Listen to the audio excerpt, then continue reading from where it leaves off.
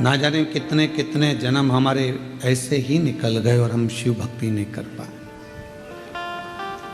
और आज भी कई लोग ऐसे हैं जो भटक रहे हैं। वो कहते हैं कि हम शिव का प्रसाद नहीं लेते, कोई कहता है हम वेंकटेश भगवान को मानते हैं, कोई कहता है हम दत्त को मानते हैं, कोई कहता है हम पांडुरंगा को मानते हैं, कोई कहता है हम श्री जी बाबा को मानते हैं, कोई कहता है हम गोवर्धन नाथ को, कोई कहे हम इनको, कोई कहे हम उनको, कोई कहे हम भवानी को। हम शिव की आराधना नहीं करते। स्कंद पुराण में केदार खंड के अंदर हो सकेगा तो आज हम उसका चैनल के माध्यम से उसको हमारा YouTube चैनल पे हम उसको बताएंगे भी। स्कंद पुराण के कल्याण के 27वें नंबर पृष्ठ पर केदार खंड के अंतर्गत एक बात लिखी बड़ी सुंदर कि भगवान शंकर भगवान का शिवलिंग, भगवान विष्णु और भगवान 33 कोटि देवता, ये सब अलग कोई भी नहीं है, कोई अलग नहीं।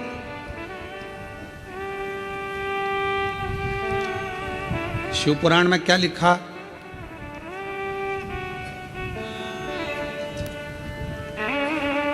भगवान शंकर की शिव पुराण में लिखा है कि ये जो भाग है जहाँ शिवलिंग रखा है, ये जलाधारी, ये जो भाग है ये पार्वती जी का हस्त कमल, ये शिव पुराण, ठीक है। पर स्कंद पुराण का केदार खंड क्या कह रहा है कि ये जो जलाधारी है ये भगवान विष्णु का हस्त कमल है और ये जो शिवलिंग है ये भगवान शंकर का प्रतिबिंब स्वरूप शंभु स्वयं विराज। अब दोनों देखिएगा जरा। कहते हैं कि हम नारायण वाले, हम शिव को नहीं मानते, कोई कहता है हम शंकर का भजन नहीं करते, उनको एक बार स्कंद पुराण पढ़ना चाहिए। वेद व्यास जी लिख रहे हैं स्कंद पुराण में कि जो ये जलाधारी है ये भगवान नारायण स्वयं है और ये जो शिवलिंग है वो शंकर भगवान स्वयं है। ये स्कंद पुराण कह रहा है। और इस शिव महापुराण में, स्कंद पुराण में जब हम अध्ययन करें, पढ़ें उसको, आज हम प्रयास करेंगे कि आप लोगों को वो चीज़ एक एक पढ़ने को मिले लाइन से कि क्या क्या चीज़ स्कंद पुराण के अंतर्गत लिखी है। पूरी जिंदगी हम केवल ब्रह्म ही जिए, भटक रहे। हम लोगों को दुनिया के आज के ज़माने में सनातनियों को सनातन धर्म के माध्यम से तोड़ने का प्रयास पूर्व में भी किया गया था और आज भी किया जाता है। पहले भी देवताओं में हमें तोड़ दिया गया। इनने कहा हम राम वाले, उनने कहा हम कृष्ण वाले, उनने कहा हम शिव वाले, उनने कहा हम भवानी वाले, उनने कहा हम दत्त वाले, उन्होंने कहा हम ये वाले, तोड़ दिया। इतने पंथ बन गए, इतने पंथ बन गए कि अब लोग सोचते हैं कि तुम कौन वाले, इतने पंथ। तब तक सनातन धर्म पंथों में बटेगा, फिर कोई आएगा फिर वो नया पंथ बना जाएगा, फिर कोई आएगा फिर वो नया पंथ बना जाएगा और धीरे धीरे धीरे धीरे हम बढ़ते चले जाएंगे। और बढ़ते गए तो वो कहते हैं ना, उत्तर प्रदेश के माननीय मुख्यमंत्री जी योगी जी ने अपनी वाणी में कहा है, बटोगे तो कटोगे। उन्होंने अपनी भाषा में वही शब्द कहा कि हम अगर बट रहे हैं, हम अगर विभाजित हो रहे हैं, हम बट रहे हैं तो फिर हमको तकलीफ हो। हम बटे ना, और यदि हम बट रहे हैं तो हमारा जीवन हम व्यर्थ गवा रहे हैं। यदि हम बट रहे हैं, यदि हम बट रहे हैं, हम अपने जीवन को गंवा रहे हैं यदि हम व्यर्थ बट रहे हैं तो। और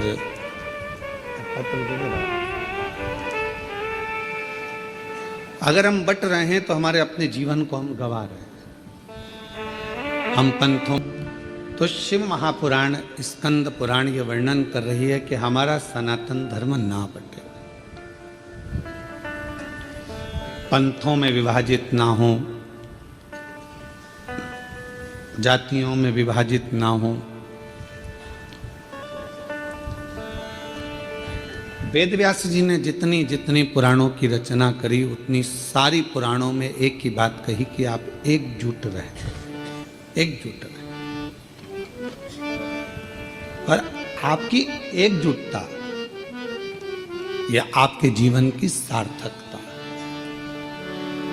पर हमारे अंदर भ्रम उत्पन्न कर दिया, हमारे घर के लोगों ने कह दिया कि शिव जी पे चढ़ा जल नहीं पियो, कोई ने कह दिया कि शंकर जी पे चढ़ी बेलपत्र मत खाओ, कोई ने कहा कि गर्भस्थ हो गए तो शिव मंदिर मत जाओ, कोई ने कह दिया कि शिवालय मत जाओ, कोई ने कह दिया हम शिव का प्रसाद नहीं लेते।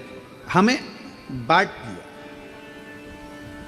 भगवान से दूर कर दिया। आप सबको मालूम हो जिस समय पर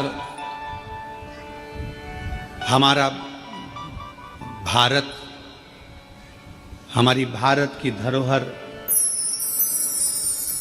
हमारे सनातनी, हमारे क्रांतिकारी इस भारत की भूमि के जब सब एकजुट हो गए थे तो विधर्मियों को ये लगने लगा था कि ये भारत अब टूटने वाला नहीं, अब ये टूटेगा नहीं। तब विधर्मियों ने भारत को तोड़ने के लिए भ्रम उत्पन्न करा कि शंकर के मंदिर नहीं जाना चाहिए, शिव जी पे जल नहीं चढ़ाना चाहिए, शिव जी का। तब लोगों ने भ्रम उत्पन्न करा सनातनियों को दूर करने का, सनातनियों को दूर ले। पर शिव महापुराण की कथा ने ये सब मिटा दिया। शिव महापुराण की कथा ने केवल एक काम करा कि आप अपने घर के नजदीक में जो शिवालय है, शंकर के मंदिर हैं, वहां जाओ, एक लोटा जल चढ़ाओ और अपने दुख को दूर भगाओ। अपना परिश्रम, अपनी मेहनत, अपना संघर्ष स्वयं, आप अपनी मेहनत स्वयं करिए, परिश्रम स्वयं करिए। शिव महापुराण की कथा ने कभी यह नहीं कहा कि आप अपने परिश्रम से दूर हो जाओ या अपनी तकलीफों को आपको नहीं झेलना है। आपको झेलना पड़ेगा, आपको परिश्रम करना पड़ेगा, मेहनत करना पड़ेगा, और आपकी मेहनत ही एक दिन आपको रंग लाएगी और उन्नति की सीढ़ी तक लेकर जाएगी। आज हम परिश्रम से वंचित हैं। जब हमारा बचपन रहता है तो हमको जो प्यार मिलता है, प्रेम मिलता है, वो फ्री में मिलता है। बोलो सही है कि गलत है? अरे जम के तो बोलो सही है। बचपन में प्यार खरीदना पड़ता है क्या? प्रेम खरीदना पड़ता है। बचपन में कोई भी छोटा सा बच्चा है, इधर बाजू में जाएगा, उधर बाजू में जाएगा, सब उससे प्रेम करेंगे, गले से लगाएंगे, हृदय से लगाएंगे, गोदी में लेंगे। प्रेम प्यार बचपन में फ्री में मिलता है। जवानी में प्यार प्रेम फ्री में नहीं मिलता, कमाना पड़ता। धन बढ़ाओगे तब प्रेम बढ़ेगा, वैभव बढ़ाओगे तो लोग पूछेंगे, संभालेंगे, ध्यान देंगे।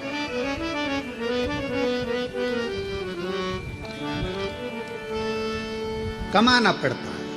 और बुढ़ापा जब आता है तो प्रेम फ्री में नहीं मिलता। बुढ़ापे में प्रेम कमाया भी नहीं जाता। बुढ़ापे में तो प्यार प्रेम मांगा जाता है कि कोई हमारे पास आकर थोड़ी देर दे। प्रेम के 3 क्रम है। बचपन में प्रेम प्यार फ्री में मिल जाता है, जवानी में प्रेम प्यार को कमाना पड़ता है, और बुढ़ापे में प्रेम प्यार को मांगा जाता है कि कोई हमको थोड़ा समय दे, थोड़ा सा, थोड़ा हमारे पास बैठो, थोड़ा हमारे पास रुकिए, थोड़ा हमारे पास बैठिए। किसके पास समय? शिव महापुराण की कथा में हमने पहले भी वर्णन किया, आज फिर करते हैं कि मंदिर में 24 घंटे जाकर मत बैठो, तीर्थ में आप 4 दिन जाकर मत बैठो, हम कहेंगे किसी जगह पर व्यर्थ का समय बर्बाद मत करो। हम कहेंगे आप अगर थोड़ा सा समय आपको मिल जाए, आप पूजन भी नहीं कर रहे हो, पाठ भी नहीं कर रहे हो, अर्चना भी नहीं कर रहे हो, आप चाकरी सेवा भी नहीं कर रहे हो, तो इतना जरूर करो कि अपने घर में जो बुजुर्ग हैं उनके पास थोड़ी सी देर जाकर बैठ जाओ, तो आपकी पूजन का फल आपको मिलेगा, आपकी आराधना साधना का फल आपको मिलने लगे।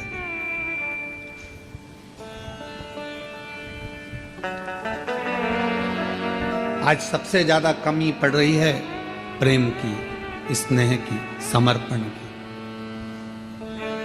आज परिवार टूट रहे हैं। बड़ा बेटा आता है, भोजन कर कर चला जाता है, छोटा बेटा आता है, भोजन कर कर चला जाता है, ससुर जी भोजन कर कर अपने कक्ष में चले जाते हैं, सास अपने कक्ष में चली जाती है, देवरानी जेठानी अपनी अपनी थाली लगाकर अपने अपने कमरे में ले जाती है। मन होता है तो एक साथ बैठकर खाती हैं, नहीं तो अपना अपना कमरा, और एक साथ बैठकर खाती भी हैं तो उतनी देर में टांट इतने कस देती हैं कि भोजन भी नहीं भाता है। कहाँ गया प्रेम, कहाँ गया समर्पण, कहाँ गया प्यार? धन बहुत है, घर में जितने सदस्य हैं कोई फ्री नहीं बैठा है। माताएं फ्री हैं तो वो कुछ ना कुछ कढ़ाई, मेहंदी, पेंटिंग, सिलाई, बुनाई, मिठाई कुछ ना कुछ बनाकर वो भी अपना व्यापार चला रही हैं। पुरुष हैं तो वो भी कमा रहे हैं, कोई ऑनलाइन कमा रहा है, कोई कुछ कमा रहा है। हर व्यक्ति अपना अपना काम कर रहा है, कमाने में लगा है, संपदा बढ़ाने में लगा है। संपदा तो बढ़ रही है, कमाई तो बढ़ रही है, पैसा तो बढ़ रहा है, पर एक चीज घट रही है, वो घर का प्रेम, घर का प्यार, घर की वात्सल्यता, घर की करुणा और घर की एकजुटता वो घटती चली जा रही है। वो प्रेम घट रहा है, वो वात्सल्यता घट रहा है, वो स्नेह घट रहा है। और शिव जी के परिवार में ये सब चीज बड़ा, शंकर भगवान के परिवार में ये कुछ भी नहीं था। ना वैभव था, न धन था, न दौलत था, न गाड़ी थी, न बंगला था, न सत्ता थी, ना कोई सोना चांदी हीरा पन्ना था। पर शिव जी के घर में एक चीज थी, शमशान में भी रह रहे हैं तो प्यार से रह रहे हैं, और आकाश में रह रहे हैं तो प्यार से रह रहे हैं, कैलाश पर रह रहे हैं तो प्यार से रह रहे हैं, झोपड़े में भी वो प्यार के साथ रहते हैं तो उन्हें बैकुंठ जैसा सुख प्राप्त होता है। बैकुंठ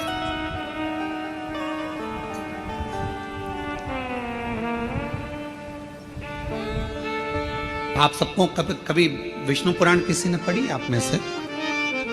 जितने लोग आस्था चैनल पर श्रवण कर रहे हैं उनसे निवेदन करेंगे गीता प्रेस गोरखपुर की विष्णु पुराण को लेकर आओ और उसको पढ़ो। विष्णु पुराण में लिखा है कि लक्ष्मी जी से पूछा गया, एक दिन माता ख्याति ने लक्ष्मी जी को अपने घर भोजन करने बुलाया। लक्ष्मी जी अपनी माँ के घर गई और माता ख्याति के पास पहुंची तो माँ ने अपनी बेटी को बिठाया। लक्ष्मी जी ख्याति देवी की बेटी है, तो ख्याति ने गोदी में बिठाकर अपनी बेटी से पूछा कि बेटी, मैंने तुझे भगवान विष्णु के साथ भी आया, मैंने तुझे भगवान नारायण के साथ विदा कर दिया, विवाह कर दिया, तो भगवान बैकुंठ में चली गई, सारा सुख तेरे घर में है, पर ईमानदारी से बता तेरा सबसे ज्यादा मन कहाँ लगता है? तेरा मन किस जगह पर लगता है? लक्ष्मी जी से पूछा गया। जलगांव के सेठों की तिजोरी में तेरा मन लगता है क्या? तेरा मन मुंबई में महालक्ष्मी मंदिर में लगता है क्या? तेरा मन तिरुपति तिरुमाला में कहीं तेरा मन लगता है क्या? तेरा मन कहाँ लगता है? महालक्ष्मी मंदिर बेरुल में लगता है? तेरा मन कहाँ लगता है? तो लक्ष्मी जी कहती हैं, माँ सबसे ज्यादा मन मेरा केवल एक जगह पर लगता है, जिस घर में प्रेम होता है, प्यार होता है, वहां मेरा मन लगता है। जहां मेरा मन प्रेम की जगह पर, प्यार की जगह पर, स्नेह की जगह पर, फिर वो गरीब का झोपड़ा क्यों ना?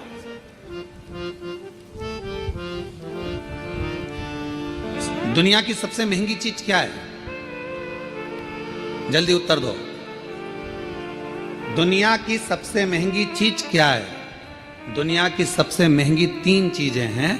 पहले नंबर पर नींद, दूसरे नंबर पर शांति और तीसरे नंबर पर अपने दिल का आनंद, मस्ती। ये दुनिया की सबसे महंगी चीज, ये दुनिया की सबसे कीमत वाली चीज है, सबसे महंगी। धन है पर नींद नहीं है, बंगला है, गाड़ी है, पर मन की शांति नहीं। घर में सारा सुख है, 25 नौकर लगे हैं, पर मन में अलमस्त मस्ती, आनंद नहीं, आनंद नहीं। ऐसे बैठे हैं अपने अपने घर में जैसे किसी ने 4-6 ठोक के बिठा है, ठोक, आनंद। बच्चे, हम तो कहेंगे आजकल की बहुओं से ज्यादा अगर किसी के अंदर आनंद है तो घर की बूढ़ी माओं के घर में आनंद है। तो माओं को देखना, छोटे छोटे बच्चों को दादी दादी करके बच्चे आते हैं, उनके संग मस्ती कर लेती है, आनंद कर लेती है, बोल लेती है, छाल लेती है, खुश हो जाती है। और घर की बहुएं आधी से ज्यादा डिप्रेशन में पड़ी हुई, आधी से ज्यादा चिंता में पड़ी हुई। सारा काम तुम करोगे, तुम्हारे पास एक रत्ती की फुर्सत नहीं है, मेरे पास बैठने का समय नहीं है। और मालूम पड़े वो सारा दुकान का धंधा पानी छोड़कर तेरे पास बैठ जा तो भी चैन नहीं है, दुकान कब जाओगे? अब तूने तो कहा था कि तुम्हारे पास टाइम नहीं है, तो मैंने सोचा कि 2 दिन की छुट्टी मार दूं, और अब कह रही है कि दुकान कब जाओगे? 2-4 दिन की छुट्टी लेकर वो तुमको घुमाने गोवा भी ले गया, वहां भी सुकून नहीं,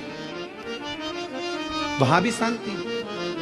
फिर घुमाने के लिए तुमको कहीं वो और ले गया, जगन्नाथपुरी ले गया, वहां भी सुकून नहीं।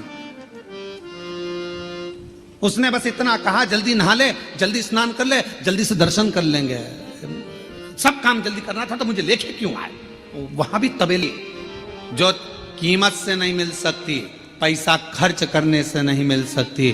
दुनिया की 3 चीजें सबसे ज्यादा महंगी हैं। आप भी मेरे साथ पूरे आस्था चैनल के साथ बोलें। पहले नंबर पर नींद, दूसरे नंबर पर शांति, और तीसरे नंबर अपने मन का आनंद, सुकून, उत्सव, मन की खुशियां।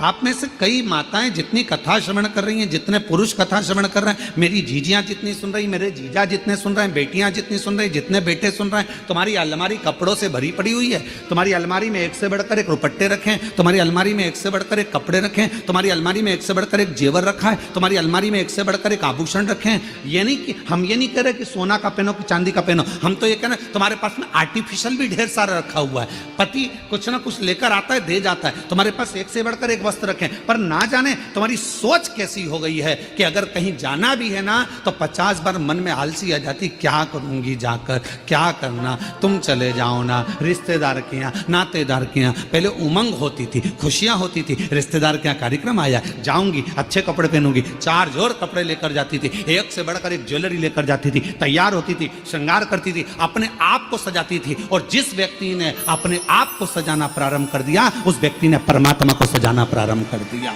आज आप अपने आप को संभाल नहीं पा रहे हो, आप अपने आप को सजा नहीं पा रहे हो, आप अपने आप का श्रृंगार नहीं कर पा रहे हो। पुरुष हैं, बस सवेरे जाना है, पैंट शर्ट पहनना है, जूते मोजे पहनना है और निकल के चले जाना है। रुमाल कैसा रखा है, जो है ठीक है, बाद में धो लेंगे। कॉलर पूरी काली हो रही है, बाद में साफ कर लेंगे, जो है बस जैसा चल रहा है चलना है। तुम्हारे भीतर के उमंग उत्सव उत्पन्न करो। अच्छे अच्छे वस्त्र हैं, किसके लिए कमा रहे हो? बेटा एप्पल का मोबाइल चलाए और तुम कीपैड लेकर घूमते आओ तो क्या मतलब की जिंदगी तुम्हारी? एक दिन बूढ़े हो जाओगे, सब धरा की धरा रह जाएगा। अपने भीतर के आनंद को, अपने भीतर की मस्ती को, अपने भीतर की शांति को और अपने भीतर की नींद को कभी जाने मत दो। अपने आप को ऐसा समझो कि अभी तो मैं मात्र 25 वर्ष का हूं और मेरी नूतन जिंदगी चल रही है, मेरी नूतन जिंदगी चल रही है। हम कैसे जी रहे हैं? कैसे उठे, गए, ऑफिस से थके हुए आए, दुकान पे से अल्लाह रोटी लगा दे, भोजन पत्नी ने थाली रख दी, वही रोटी, वही दाल, वही चावल, एक आध सब्जी, कभी डिजाइन चेंज हो जाता है, कभी हो जाता है, बस वो और वही खाया पिया और अपना मोबाइल उठाया, अपने कमरे में चले गए। पत्नी काम करी, अपने कमरे में मोबाइल चलाया, पत्नी आई क्योंकि उसके सामने मोबाइल चलाएगा और एक आध किसी पर कमेंट्स हो गया। हमने पहले कथा में कहा था इस मोबाइल ने बहुत कुछ छुड़ा दिया। पहले लोग टॉर्च लेकर चलते थे, मोबाइल आया तो टॉर्च खत्म हो गई। बोलो हुई कि नहीं हुई? आजकल मोबाइल में टॉर्च है। पहले लेकर छोटा सा रेडियो लेकर चलते थे, मोबाइल आया रेडियो खत्म हो गया। पहले लोग कैमरा लेकर चलते थे फोटो खींचने के लिए, मोबाइल आया कैमरा खत्म। पहले लोग पंचांग लेकर चलते थे मुहूर्त देखने के लिए, मोबाइल आया पंचांग खत्म। मोबाइल आया टार्च खत्म। मोबाइल आया रेडियो खत्म। मोबाइल आया सीडी खत्म। मोबाइल आया टॉकीज खत्म। और मोबाइल तुम्हारी पत्नी के हाथ में आया तो तुम खत्म।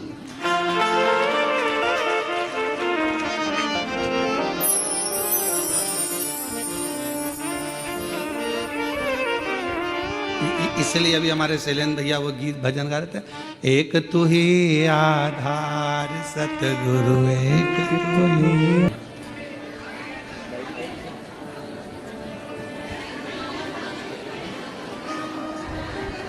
हृदय से बाबा को अपने मन का भाव कहें, प्रार्थना करिए। आज प्रदोष है, बाबा को अपने मन का भाव कहकर हृदय से प्रार्थना करिए।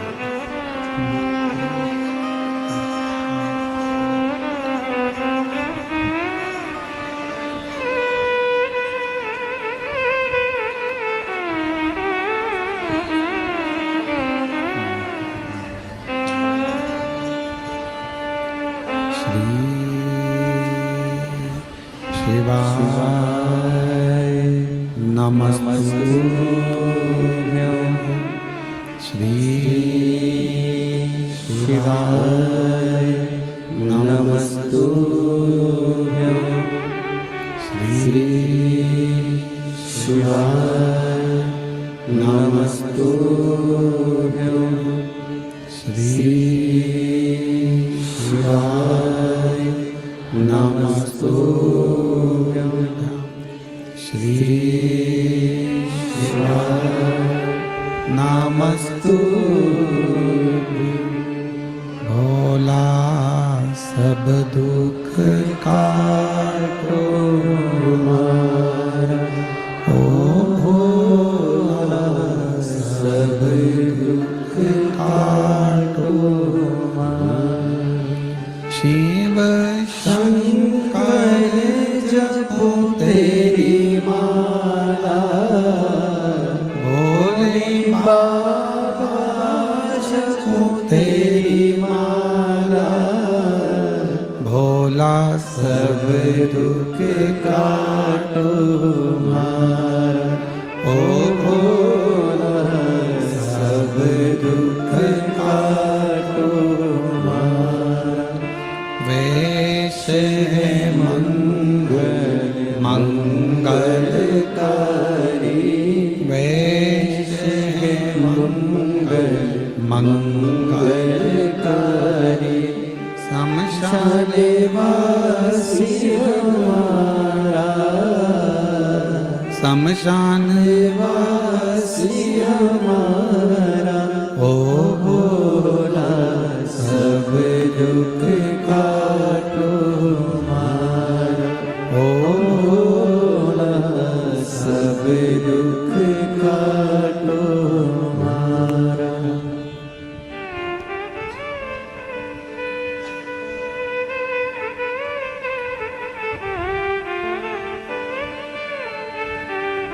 बाबा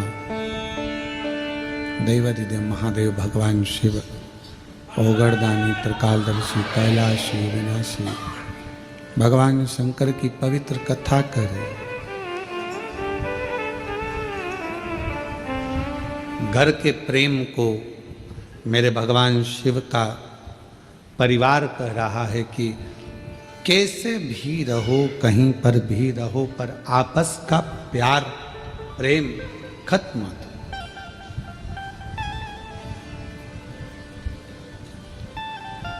बचपन में मिला हुआ फ्री का प्रेम प्यार, जवानी में खरीदा हुआ मेहनत कर कर कमाया हुआ प्रेम, और बुढ़ापे का मांग कर लिया गया प्रेम, ये तीनों अलग है। पर शिव कथा कर रही है, भगवान शंकर का चरित्र कह रहा है, शिव महापुराण की कथा कर रही है। भीतर की शांति, नींद और अपने अंदर का उत्सव, आनंद, उमंग, उत्साह, ये कभी कहीं प्राप्त नहीं होगा। ये अपने अंदर से आपको लाना पड़ेगा, लाना।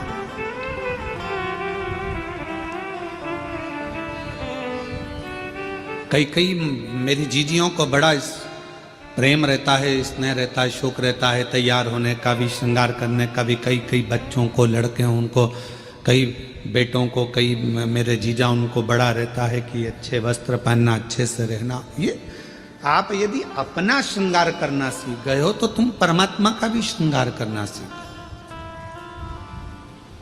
आज हम अपना भी श्रृंगार नहीं कर पा रहे, उत्साह ही नहीं है, भीतर उमंग ही नहीं है, सब समाप्त हो गई।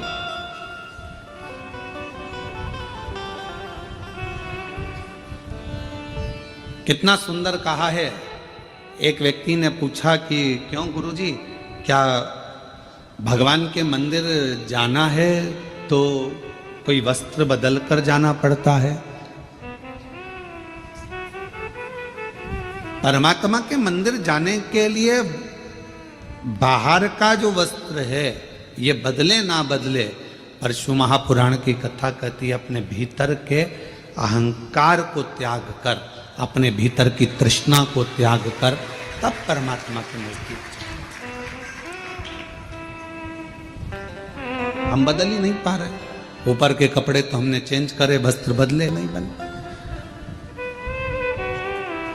आप सबको मालूम होगा समुद्र के पास कितना पानी है? पानी की कमी है समुद्र के पास, पर समुद्र के पास में पानी की कमी नहीं है, फिर भी समुद्र पानी पीने को तरसता है।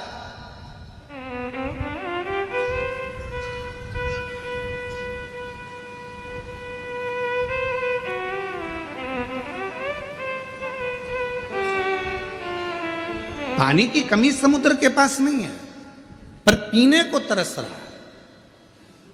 धन की कमी व्यक्ति के पास नहीं है, गाड़ियों की कमी नहीं है, संपदा की कमी नहीं है, सब सुख सबके पास है, पर व्यक्ति शांति को तरस रहा, भीतर के सुख को तरस रहा, आत्मशांति। किसके पास है? कोई कह दे एक डॉक्टर भी पढ़ाई करने के बाद हम कहते हैं कि हर व्यक्ति को थोड़ा समय अपने खुद के लिए निकालना चाहिए। सवेरे 9 बजे अपनी कुर्सी पर इंजीनियर भी बैठता है, डॉक्टर भी बैठता है और एक अधिकारी भी बैठता है। शाम को 5 बजे तक अपनी कुर्सी नहीं छोड़ता, फिर घर गया, फिर काम में लग गया, फिर करा और मालूम पड़ा कि तुमने अपना समय दिया तो सही, पर अपने शरीर पर ध्यान नहीं दिया। एक दिन तुमने अटैची भरकर पैसा इकट्ठा तो कर लिया, पर मालूम पड़ा कि एक दिन खुद को ही बीमारी हो गई और जो रखा हुआ पैसा था, जो तुमने दिल से कमाया था, वो खुद की ही बीमारी में लग गया। क्या मिला? समुद्र के पास पानी बहुत है, फिर भी समुद्र प्यासा है। समुद्र के पास जल बहुत है, फिर भी समुद्र को तृप्ति नहीं है।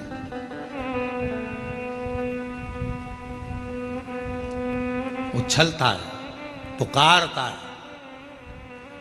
शिव महापुराण की कथा कहती है कि एक दिन माता पार्वती जी ने शिव जी से पूछ लिया था कि ये तुम्हारे 1 महीने के अंदर 2 प्रदोष आ जाते हैं, ये प्रदोष तुम किसके लिए लेकर आते हो?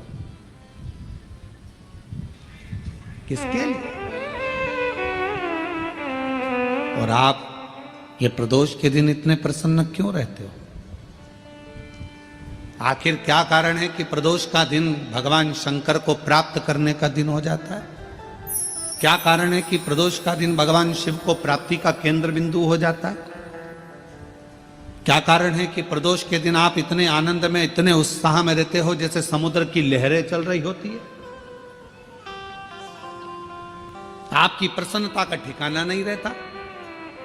एक धर्म पत्नी अपने पति को इतनी उमंगता में, इतनी प्रसन्नता में देखती है तो प्रश्न तो करेगी ना, इतने खुश क्यों हो रहे हो, क्या कारण क्या है? तो पति भी कहेगा आज मेरा बेस्ट फ्रेंड आ रहा है, बहुत अच्छा। अच्छा, हाँ, फिर पति कहेगा आज हम एक हमारे दोस्त से मिले थे, आज हम वहां गए थे, इतनी उमंगता, इतना प्रसन्नता, इतनी भीतर की आनंद था। तो भगवान शिव जी से भी पार्वती जी ने पूछा कि तुम्हारे भीतर इतना प्रदोष के दिन इतनी उमंगता रहती है, प्रदोष के दिन इतना उत्साह रहता है, प्रदोष के दिन तुम्हारे अंदर इतना आनंद रहता है, आखिर क्यों? भगवान शंकर कहते हैं वो समुद्र जिसके अंदर जल ही जल भरा पड़ा हुआ है, सारा जल उसके पास है, फिर भी समुद्र मुझे पुकारता है, उछलता है और मुझे पुकारता है, तो समुद्र को देने के बहाने मैं पूरे संसार के लोगों को प्रदोष के दिन प्रदान कर देता हूं। समुद्र को देने के बाद, समुद्र को तो मुझे देना है, मैं जल दूंगा समुद्र को, प्यासा है वो। पार्वती जी हंसने लगी, समुद्र और प्यासा, जिसके पास दुनिया का जल भरा पड़ा है, सारा जल उसके पास में, सब कुछ। ये संसार के लोगों के पास भी समुद्र जैसी हालत है, समुद्र के पास सारा जल भरा पड़ा है, तुम्हारे पास में भी सब कुछ है, साड़ी है, कपड़े हैं, एक एक मेरी जीजियों के पास, एक एक मेरे जीजाओं के पास कम से कम 5 से 6 जोड़ चप्पल और जूता भी है। कोई जूता रखने की अलमारी भरी पड़ी है, कपड़े की अलमारी भरी पड़ी है, सारा सब कुछ है। और फिर निवेदन करूं, ना कोई घड़ी की कमी, घड़ी भी सबके पास में 2-2, 3-3 है, कपड़े भी 4-4, 10-10 जोड़ है, सोने की गादी और तकिया भी है, नई नई बेडशीट अलमारी में थप्पी लगी रखी है, एक एक चीज सब है। समुद्र के पास जैसे सब कुछ है पर भीतर से तृप्ति नहीं है, फिर भी तरस रहा है जल के लिए, सब कुछ है पर वो भीतर की शांति नहीं है। तो भगवान शंकर कहते हैं कि जो प्रदोष के दिन मेरे शिवालय तक आता है, मुझे पुकार लेता है, मैं उसको भीतर की शांति दे देता हूँ, आनंद दे देता हूँ, उमंग दे देता हूँ, उत्साह दे देता हूँ।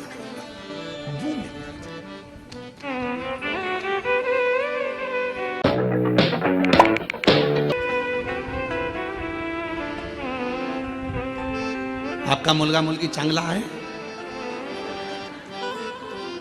अरे बोलो तो, मुलगा मुलगी दोनों चांगला है? ठीक है।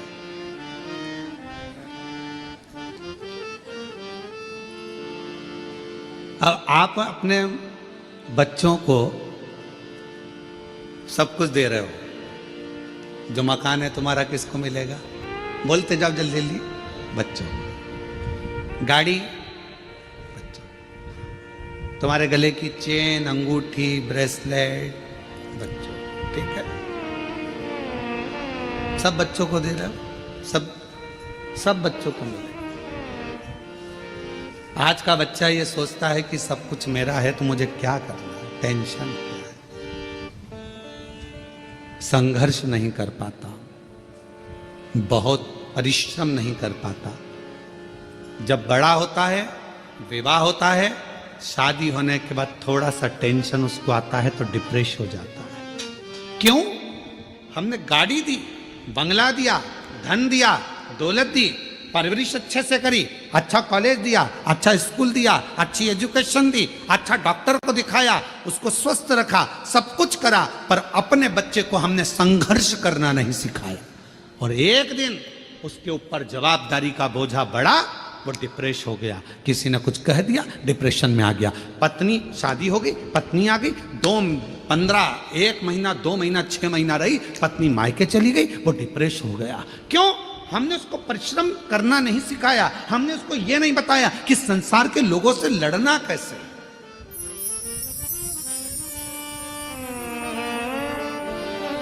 सर्कस किस किसने देखा है? हाथ उठाओ जल्दी से। सबने देखा है? पहले सर्कस में शेर आता था कि नहीं आता था? अरे बोलो तो, आता था ना। अब वन विभाग वालों ने सर्कस वालों को बुलाया, सारे सर्कस वालों से कहा एक भी शेर तुम्हारे सर्कस में नहीं रहना चाहिए, पिंजरे में नहीं रहना चाहिए। और एक दिन वन विभाग वालों ने शेर के गले में एक पट्टा डाला, छोटा सा कैमरा लगाकर उस शेर को जंगल में छुड़वा दिया। जो शेर जंगल में छोड़े गए, जैसे ही छोड़े गए, मालूम पड़ा 15-15, 20-20 कुत्तों ने मिलकर एक एक शेर का शिकार कर लिया और जंगल में रहने वाले वो सारे शेर कुत्तों के शिकार से मर गए। क्यों? शेर को पिंजरे में भोजन मिलता था, शेर को पिंजरे में सारा सांच मिलता था, शेर को पिंजरे में सब कुछ मिलता था और पिंजरे में शेर बंद रहता था, निकलता था, सर्कस दिखाता था, वापिस चले जाता था। आप अपने बच्चों को सर्कस का शेर मत बनाना, नहीं तो मालूम पड़े आज की दुनिया के ना जाने कितने कुत्ते तुम्हारे बच्चे का शिकार कर जाए।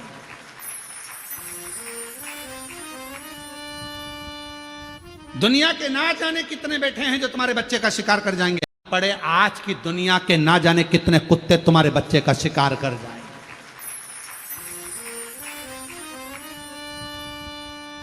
दुनिया के ना जाने कितने बैठे हैं जो तुम्हारे बच्चे का शिकार कर जाएंगे। धन तुमने छोड़ा, गाड़ी तुमने छोड़ी, बंगला तुमने छोड़ा, सारा साज तुमने छोड़ा, मालूम पड़ा धीरे धीरे उन्होंने शेयर मार्केट में लगा दिया, मालूम पड़ा डब्बे में लगा दिया, सब बर्बाद कर कर एक दिन बच्चे को लाकर कंगाल कर कर छोड़ दिया। इसलिए अपने बच्चे को जंगल का शेर बनाना, सर्कस का शेर मत बना देना, नहीं तो जिंदगी बर्बाद कर लो। उसको थोड़ा सा विल पावर दो, उसको थोड़ा संघर्ष करने दो, उसको थोड़ी मेहनत करने दो, उसको थोड़ा अध्ययन करने दो, उसको थोड़ा दुकान पर जाने दो, उसको थोड़ा व्यापार करने दो।